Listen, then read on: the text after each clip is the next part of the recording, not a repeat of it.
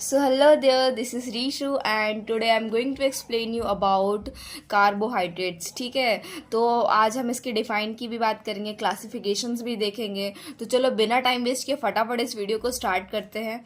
ठीक है. तो carbohydrates are organic molecules containing carbon, hydrogen and oxygen.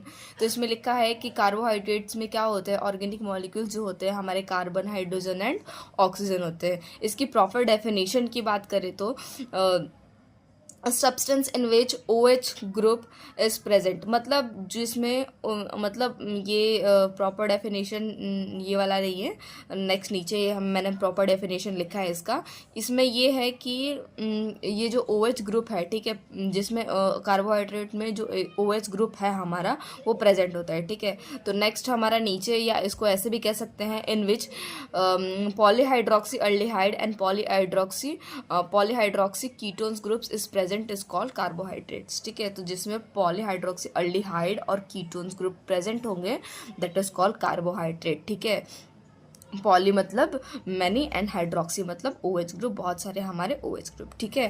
फिर बाद में नीचे भी मैंने यही लिखा है, पॉलीहाइड्रोक्सी अल्डिहाइड एंड कीटोन्स और a compound which produce them on hydrolysis. मतलब जब हम किसी कंपाउंड को हाइड्रोलाइसिस भी करें तो हमें कीटोन ग्रुप या अल्डिहाइड ग्रुप मिल रहा है, तो हम उसको कह सकते हैं कि वो कार्बोहाइड्रेट है. ठीक है. तो फर्दर हमारे क्लासिफिकेशन क्या हो गया हमारे, तो फर्स्ट हो गया हमारा monosaccharides, disaccharides and polysaccharides. Monosaccharides के हमारे मॉलिक्यूलर फॉर्मूला हो गया दैट इज CnH2n. फिर बाद में हमारे डाइसैकेराइड्स के हो गया CnH2n-1. ठीक है.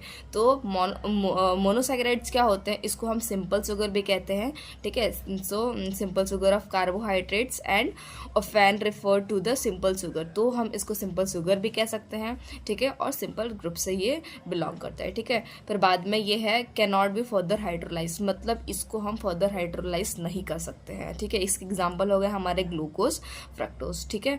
फिर बाद में ये सिंपल शुगर मैंने बता ही दिया था इधर. फिर डाइसैकेराइड्स में क्या हो गए हमारे on hydrolysis produce two molecules of the sames और अ डिफरेंट मोनोसैकेराइड्स.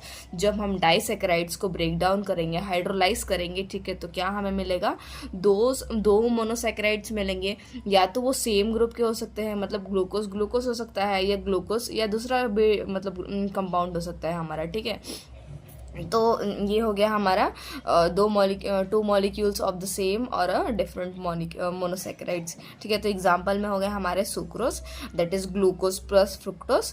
ठीक है. तो इसके जब हम सुक्रोज को हम हाइड्रोलाइज करेंगे फर्दर तो हमें 2 यूनिट मिलेगा मोनोसैकेराइड का, that is glucose and fructose. ठीक है. और लैक्टोज में हम करेंगे तो क्या होगा, ग्लूकोज और गैलेक्टोज. और माल्टोज का अगर हम करेंगे तो हमें 2 यूनिट ग्लूकोज के मिलने वाले हैं. ठीक है. और पॉलीसैकेराइड्स में क्या हो गए हमारे पॉलीमर्स ऑफ मोनोसैकेराइड्स, मतलब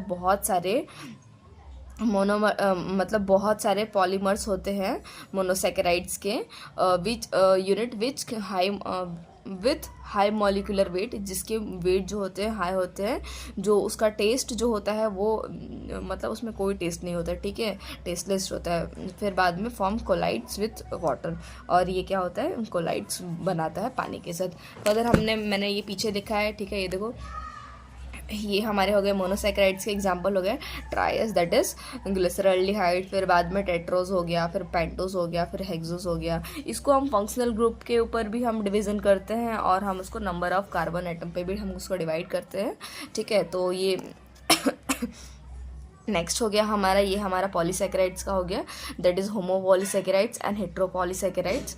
होमोपॉलीसैकेराइड्स मतलब क्या होता है, कंटेनिंग होमोसैकेराइड्स, मतलब जो यूनिट होते हैं वो सिंगल टाइप के होते हैं. ठीक है.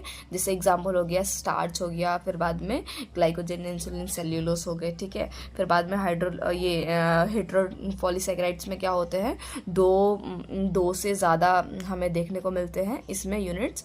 ठीक है. डिफरेंट टाइप्स के हमें देखने को मिलते हैं. दैट इज हो गया हेपारिन हो गया, फिर कॉर्नोटीन्स हो गया, फिर बाद में सल्फेट हो गया. ठीक है. फिर बाद में मैंने थोड़ा समझाने के लिए नेक्स्ट में जो बनाया है सेम चार्ट वही है, पर इसमें क्या है, मोनोसैकेराइड्स के ऊपर बेस है. जो मोनोसैकेराइड है वो फंक्शनल ग्रुप के ऊपर बेस्ड है, that is aldose, glucose, ketose, fructose. और जब हम कार्बन एटम पे हम उसको मतलब वो डिवाइड करते हैं, that is triose, tetrose, pentose, hexose. Glycose, ठीक है। फिर बाद में हमारे ये जो ओलिगोसैकेराइड्स होते हैं उनके भी फर्दर टाइप्स हो गए, दैट इज़ डाइसैकेराइड्स हो गए। डाइसैकेराइड्स हमने अभी पढ़ा है, ठीक है। फिर बाद में ट्राइसैकेराइड्स हो गए, टेट्रा हो गया, पेंटा हो गया, दैट इज़ राइफेनोस। फिर बाद में ये फर्दर हो गया। फिर बाद में हमारा पॉलीसैकेराइड्स वाला हमने पढ़ा, होमो और हेट्रो, ठीक है। तो इतने ही क्लासिफिकेशन थे इसके। So thank you so much for this video. ये हम इसको थोड़ा इजी वे में समझ सकते हैं क्योंकि मैंने स्टेप बाय स्टेप इसको बताया हुआ है। एंड ये नोट्स है मेरे, मैंने खुद के रिवीजन के लिए किया था। So thank you so much for this video.